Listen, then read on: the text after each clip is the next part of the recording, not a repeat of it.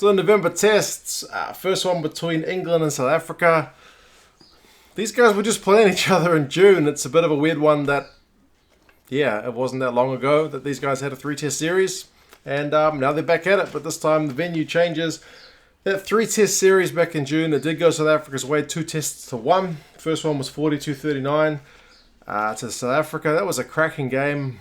Crazy open running rugby. So many tries, mostly scored by the backs. Second one a bit closer, 23 points to, closer in terms of points, lesser, but not game closer. That was only a handful. 23 points to 12. Different style of game, but still really entertaining. And then England, after all that pressure was on Eddie Jones, and the third one came back and won at 25 points to 10. To be fair, both teams kind of shuffled their lineups up in that third one once the series was already over. But this is a new time. It's just a one-off game. There's still a fair bit of pressure on Eddie Jones, less so on Rassie Erasmus. Once he got that win over New Zealand in the Rugby Championship, the media seemed to kind of buy in with his tenure for Jones since that run of, 5 losses in a row. His kind of honeymoon, which was a fairly lengthy one, was abruptly over, and the media has been kind of hounding him. So I would say more pressure on him in November than on Rassie, but overall both teams really want to win this game pretty badly. For the squads, I'll put them in the description so you guys can have a look, but a few talking points for England. Itoje is in at number 12. That's really surprising given that I think he's played, I think they said 28 minutes of rugby so far this season. I know South Africa picked Itoje for the Rugby Championship having not played any minutes, so it can be done. It's just an interesting selection. Farrell is in at 10. From what I read, he's hardly played 10 at all for England under Eddie Jones, so we'll see how he goes. Probably nice for a lot of fans to see him at 10. They prefer to see him there than at 12, but I guess we'll see if it pays off. Shields is in along with Curry and Wilson in the back row. I think some people would have liked to see Ben Morgan play, but he didn't make the match day 23, so it is Shields, Curry, and Wilson.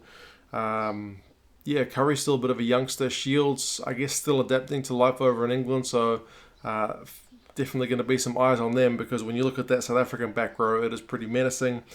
Ben Moon and Zach Mercer are looking for their debuts from the bench. Tuilagi is also on the bench for England, so good to see him back for South Africa. Question about number 9 has been a big one for quite a while since we found out that Pieter-Steph wouldn't be available for this November test at all, any of them. Van Zyl gets to start at 9. He's preferred over Papier. Erasmus did kind of comment on that because Papier was the backup for Pieter-Steph through the whole series. So I guess logic would dictate that he would take one step up, but he still remained on the bench behind Van Zyl. From what Rassie said, he's kind of thinking that this game will be a bit more of a slog than kind of a hard pitch running rugby game is what he alluded to. So he said that Van Zyl's style is more suited to this game, from what I remember reading about his quote. Pieter-Steph Itoje, who had a huge rugby championship, is moving back into the second row from the back row.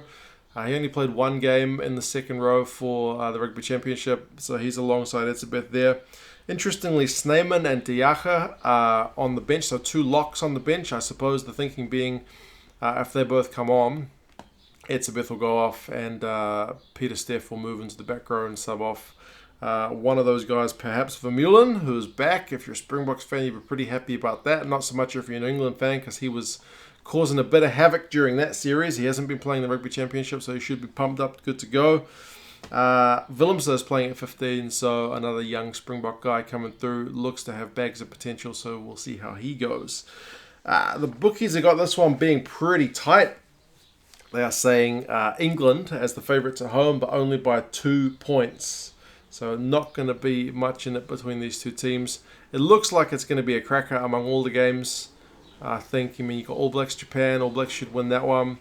Wales against Scotland. Wales are slightly more comfortable favourites than this. This game looks to be the pick of the round. Obviously, you got Ireland against Italy in the final kind of game of the weekend. But this one should be tight, and it looks to be a cracker. So what do you guys think? What do you think of the squads? Have a look through. Who are you kind of happy to see? Disappointed not there? And yeah, we'll talk about it, I guess, in the review once the game is all done and dusted. But yeah, you guys let me know your thoughts, and I'll talk to you again soon. See you later.